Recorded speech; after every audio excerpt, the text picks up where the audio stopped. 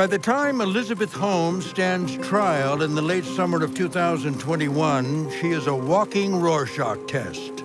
Young women dress up like her outside the courthouse and applaud the quote-unquote girl boss. The whole maze, the Elizabeth girls fandom, is alive and thriving, and they're all over social media. Their reasoning is, well, male villains have become icons. Look at The Wolf of Wall Street and Jordan Belfort. So why can't Elizabeth Holmes become a female icon?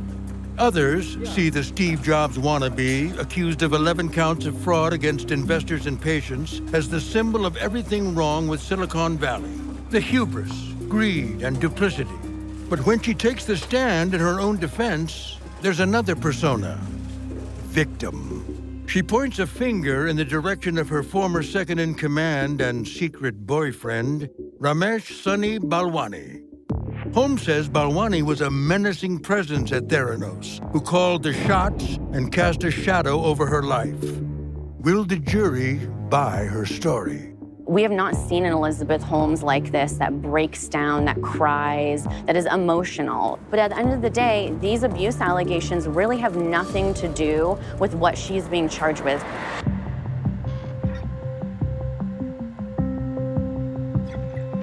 I grew up in a family that was very focused on the belief that we're all here for a reason and we're here to try to make this world a better place. Holmes grows up a child of privilege in Washington, D.C.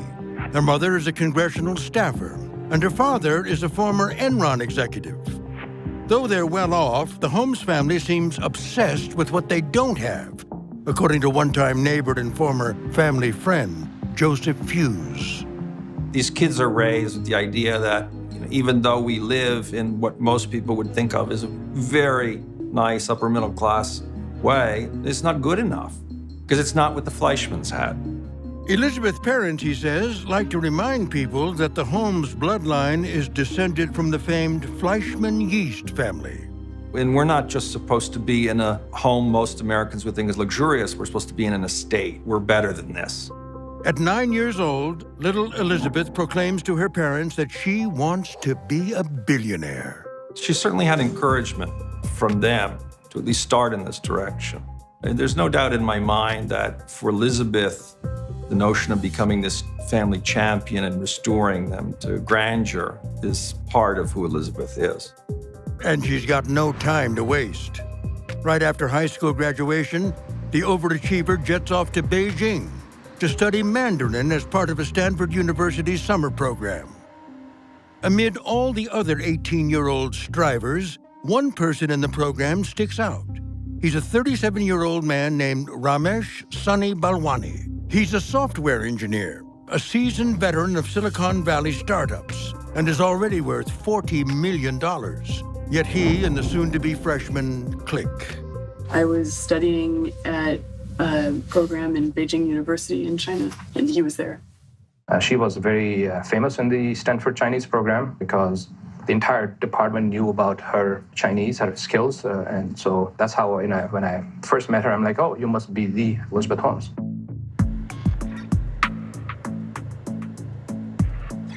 Elizabeth Holmes arrives at Stanford University in 2002 with an ambition so big, it's almost childlike. She wants to become the Thomas Edison of biomedical engineering. She's recommended to physician, inventor, and Stanford professor of medicine, Phyllis Gardner. She came to me twice. I always try to help students. I will do anything I can. Dr. Gardner listens patiently to Holmes's idea, a wearable device that would simultaneously diagnose and treat disease. She wanted to make a skin patch, and she wanted to sample the blood to test for an infectious disease. And then she wanted to deliver antibiotics through the patch. Antibiotics are they're low potency. And a patch, you can't get things through the skin easily. And so how are you going to do this? Gardner believes Holmes's idea would require a quantum leap in science. But according to her, Holmes doesn't want to hear it. I just couldn't help her. She didn't want help. She thought she knew the world of microfluidics. and engineering, but she was just 19 and had a class or two. So let me tell you a little bit about the class.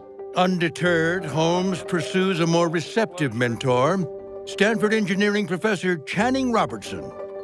Years later, New Yorker journalist Ken Auletta will interview both Holmes and Robertson. In describing Elizabeth Holmes, he said, how often in your life do you get to meet a Beethoven, someone who is a genius?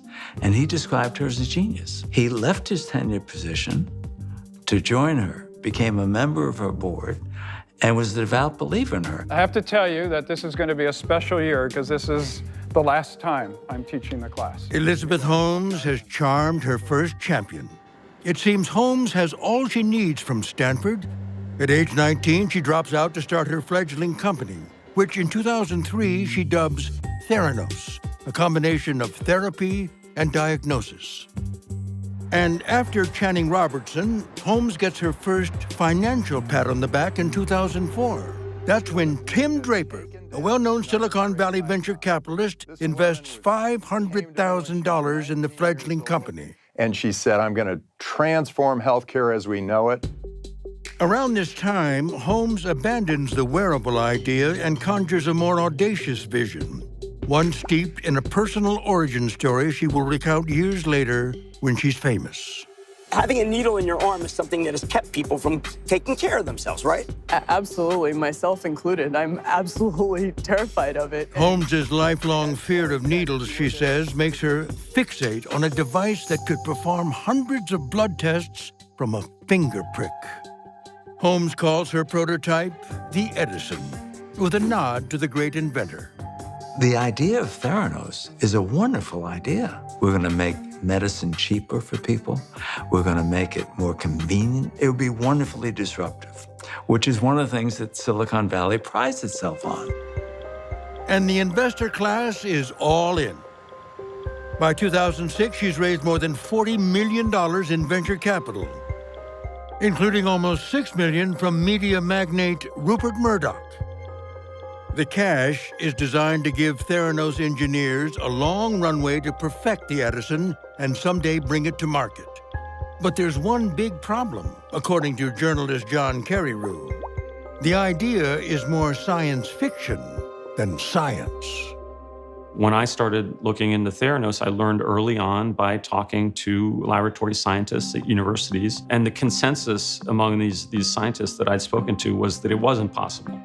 And it wasn't possible because that size of a sample isn't enough to do all those tests. And the quality of the sample that you get from a finger is just not as pure. It's polluted by tissue and cells that interfere.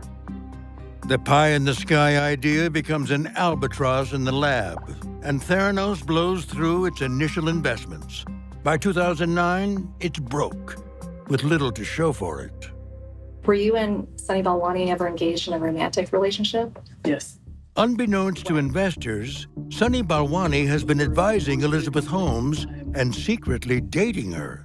It will become an 11-year romance, with shocking details revealed at Holmes's trial. Holmes says when her relationship with Sunny first blossomed, she was vulnerable because she had been sexually assaulted at Stanford. She testifies that after confiding in Sunny, he told her, I was safe now that I met him. But it's not just emotional shelter Balwani offers. He's a financial haven, too. Long story short, I ended up giving a $12 or $13 or $14 million personal loan. I guaranteed a loan to the company. The loan comes at a critical time, when Theranos is on life support. And just a few months after cutting this check, Balwani assumes the #2 position at Theranos, Chief Operating Officer. He became the guy managing things day to day, and he really became the heavy.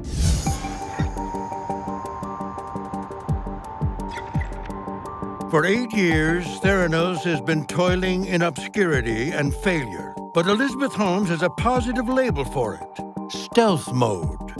Just like her heroes, Holmes believes that success will be found right around the corner after one more experiment, one more iteration, one more try.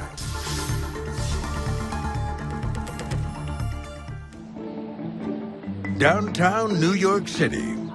epicenter of a young, chic, creative world, where in 2016, 28-year-old Vanity Fair photo editor Rachel Williams' life intersects with that of Anna Delvey, a new face on the scene. I met Anna out in New York one evening. I had gone out for some drinks with some girls I knew, and Anna joined us at this lounge on the Lower East Side. And I had seen Anna in photos on Instagram and saw that she had over 40,000 Instagram followers. She had a lot of artsy photos of travel and art and shopping, pictures with people in the fashion world.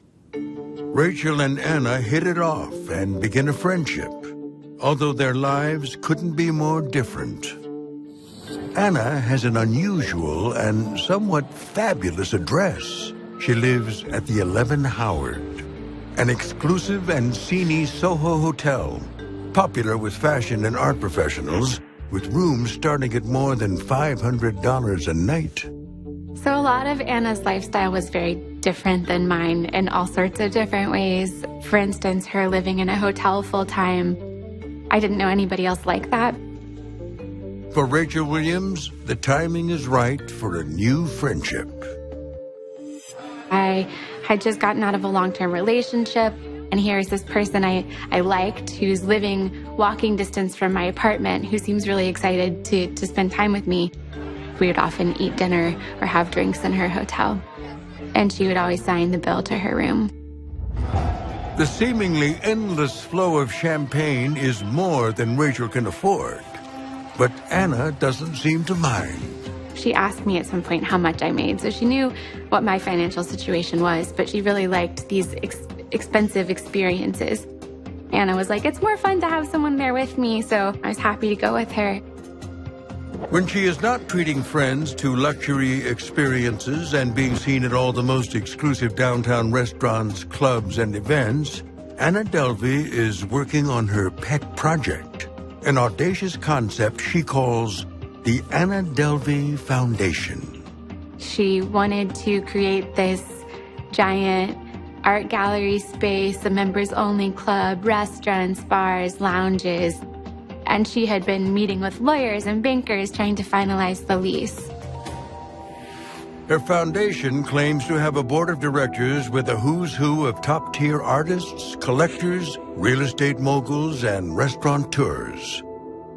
Anna hires a London-based design firm to bring her vision to life in the form of an 83-page PDF laying out her plans. I mean, it ranged from exhibitions by top artists like Cindy Sherman and Daniel Arsham and Urs Fischer, who again are, top blue chip contemporary, to multiple restaurants, artist residencies, a German bakery, and a very exclusive club. According to ArtNet reporter Eileen Kinsella, in the New York art world, it is not out of the ordinary that a 20-something with a trust fund and a penchant for modern art could be taken seriously. I would have thought this is a very wealthy person with extremely high ambitions and ostensibly the power to make it happen, because I do feel a lot in the art world that things will come on our radar where it's a younger collector who clearly has access to a lot of funds and is able to easily immerse themselves in the art world and figure out who the best artists are and establish themselves sort of on the scene. And that's clearly what she did.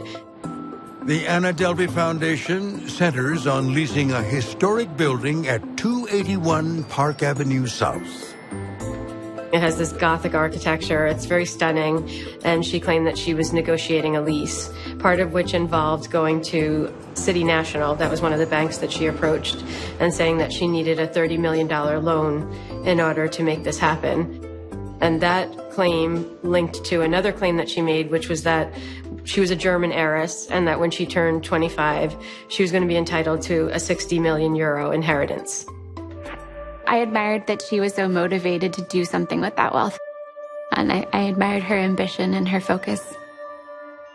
Anna spends much of her time networking with influential people, including the CEO of Blade, a private jet rental company, When Anna says she needs to fly to Omaha, Nebraska to attend the Berkshire Hathaway annual shareholders meeting, she books a private jet through Blade and doesn't blink at the $35,000 price tag for a round-trip flight to attend to what she says is family business. It seems to be just another day in the fabulous life of the German heiress.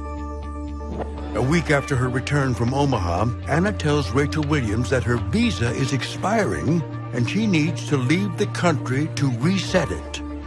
Rather than return home to Germany, Anna decides she wants a more extraordinary trip to Marrakesh, Morocco. As socialites are wont to do, she decides she needs her every move videotaped. She had this idea that she wanted to create a documentary about the creation of her art foundation. And to do that, she wanted to first see what it was like to have someone around with a video camera. So she framed the trip to Morocco as though it were going to be this business expense, and she was going to create some sort of footage from it. When Anna's preferred videographer backs out, Rachel introduces Anna to her friend, Jessie Hawk. Right away, I got the sense that she was very self-important. And she kind of demanded a certain amount of attention by the way she carried herself. She was really good at projecting the way she wanted to be perceived. That her ideas were unique or noteworthy. 1 week later, she had reserved this private villa at La Mamounia, which is this extremely opulent 5-star resort in Marrakesh. And she booked it and then was like, who else should we invite? So she decided to bring the personal trainer who we'd been working out with, as well as a videographer. As it's a business expense, Anna has offered to cover the cost of the trip for all of her invited guests. But the day before they are supposed to leave, she hasn't booked the flights. So I'm texting back and forth with her, I found these flights that could work for everybody, like, how can I help you? So I booked 4 one-way flights using her credit card, but it doesn't go through. So I tell Anna, you need to call your bank. It's like $4,000, I think. I assume that it's been flagged for fraud. And it created this sort of false sense of urgency, I think, which, motivated me to say, oh, should I use my card and you pay me back? And she said, yeah, only if that's okay for you. I can wire you on Monday. Rachel Williams says she fronts the cost for the flight to Morocco. So that's how it started. It started with the flights, 4 one-way flights, about $4,000. Anna Delvey and her entourage arrive at JFK Airport to fly out of New York City on first-class tickets to Marrakesh, Morocco. Anna's friend, Rachel Williams, says she buys the tickets believing that Anna will reimburse her. But the expenses don't stop there. When we go to check in and there's an issue, Anna has accidentally checked her wallet that she had all her credit cards in. So she has her passport and nothing else. But because she already owes me money, she says, can we just add, the checked baggage to what I already owe you? So it was like one thing and then another thing. And then, of course, for the rest of the time, I booked flights that had a 6-hour layover in Lisbon. So I'm paying for meals for everybody, starting in the airports before we even arrived to Marrakesh.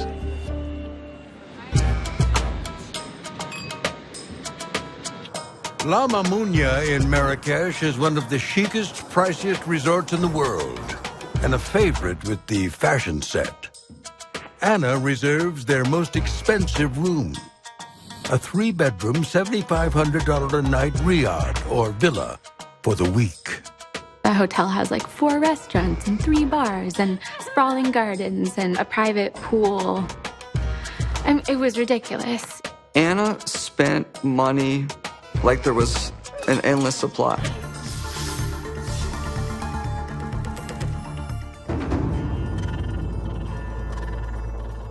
In March 2012, a school librarian goes to a Dallas hospital for a routine back surgery and bleeds to death.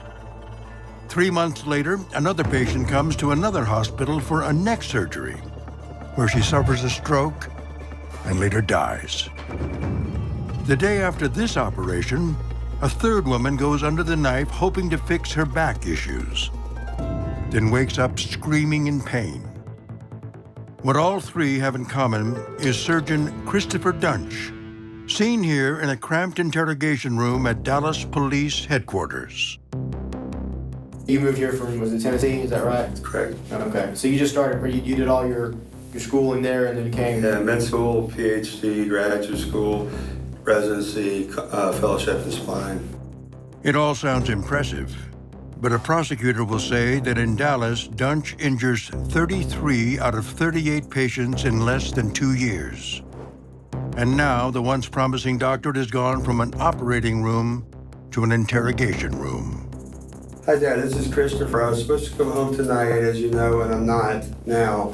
Unexpectedly, the police came and picked me up regarding the DA issues that I mentioned to you.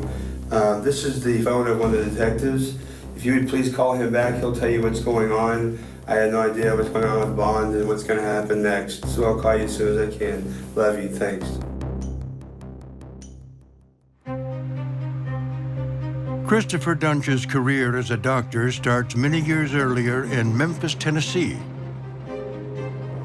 There, he completes a joint MD-PhD program and a neurosurgery residency at the University of Tennessee at Memphis College of Medicine. Then, he remains in the city to complete a spine surgery fellowship. His resume is about 12 pages long, so he looks really good on paper, exactly the kind of doctor that you'd be looking for. In all, Dunch spends 15 years in med school, his residency, and his fellowship, a process meant to ensure he's got what it takes. Martin Lazar is a Dallas neurosurgeon who first reviewed some of Dunch's cases on behalf of plaintiffs' attorneys. When you operate on the brain or the spinal cord, a good job has to be a damn good job. It can't just be journeyman. But Dunch's resume reveals an overwhelming interest in the PhD part of his dual MD-PhD degree. With his name on multiple academic papers, patents, and biotech startups, he has clearly met with some early success, and he doesn't keep it to himself. In emails, he describes himself as a supernova sophisticated savant and the best surgeon and scientist and every thing I decide I want to be. I can't remember how he phrased it once, having like God knowledge, I believe is how he referred to his knowledge. That was like, one of our problems. In her first television interview, Wendy Young tells American Greed she meets the up-and-coming spine surgeon in Memphis one late night. I had worked at a strip club before. I've seen him around. I thought he was cute. And then, it was like towards the end of the night, it was very loud and all the girls were over there. I think they knew he was a doctor. So, of course, that's where you're gonna go for your money. Dunch and Young will eventually have 2 children together. But by the time they meet, the up-and-coming doctor is facing a mounting pile of debt. Bankruptcy records later show that he owes $112,000 on one student loan and $19,000 on another, $127,000 on a home, and he has debts to his father that will grow to equal $220,000. All added up, Dunch is nearly $500,000 in the hole. I think he learned very early on that research maybe wasn't where he was going to be making his money. And so surgery was his out. That was how he was going to make his big bucks. If Dunch's goal really is making big bucks, he's chosen the right specialty. The amount of money that a hospital gets for what we do is in the millions and millions of dollars for a single neurosurgeon. Dunch is recruited to work as a spine surgeon in Dallas in 2010. His starting salary, $600,000 a year plus bonuses. Kay Van Wey is an attorney who will later represent many of Dunch's patients. He was dead broke when he came to Dallas. Here was an opportunity for him to start right off with a very, very handsome salary and with opportunity to make tens of millions of dollars. At first, Dunch will operate at Baylor Medical Center at Plano, now called Baylor, Scott, and White. They thought they had a young, hot neurosurgeon with cutting-edge skills and excellent training, and therefore he would be a very profitable addition to their medical staff. They're not alone in thinking they've landed a catch. Dallas is originally where I'm from, and I decided, if you go to Dallas, I'll go with you. In the beginning, he talked about marriage. I'm Mr. Prince Charming, I'm gonna change your life. I left with him and then believed in him, and then, he just kind of fell apart. Now in Texas and about to start a $600,000 a year job, young surgeon Christopher Dunch seems to be feeling confident. In an email, he says he's come to the city to do my thing, build my empire, party and with models without knowing their names to make money. Doing so involves something Dunch seems to be good at, self-promotion, including this paid infomercial. I treat all patients non-surgically at first, if at all possible. And then if they fail that sort of stage of the process, then they come back to me to discuss surgical options. But Dunch has other ways of letting everyone know just how good he is. When he was in conversations with colleagues, he would just talk about his training. He was going to be the greatest minimally invasive spine surgeon in Dallas. And he came down to Dallas to clean everything up because most of the work here was being done wrong. These were extraordinary statements coming out of the mouth of someone that just got finished training. I'd never heard anyone talk like that in my entire career. If Dunch's words to his colleagues are troubling, they're nothing compared to the deeply delusional thoughts he shares in private. In December 2011, he writes the following in an email. Anyone close to me thinks that I'm likely something between God, Einstein, and the Antichrist. Because how can I do anything I want and cross every discipline boundary like it's a playground and never, ever lose? What I am being is what I am. One of a kind, a stone-cold killer that can buy or own or steal or ruin or build whatever he wants.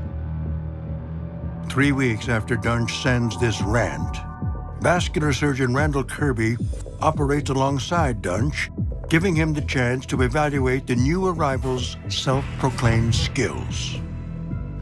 I mean, he could not wield a scalpel. Stacy Keach here. Feeling greedy for more videos like this one? Then be sure to like and subscribe right here on CNBC Prime.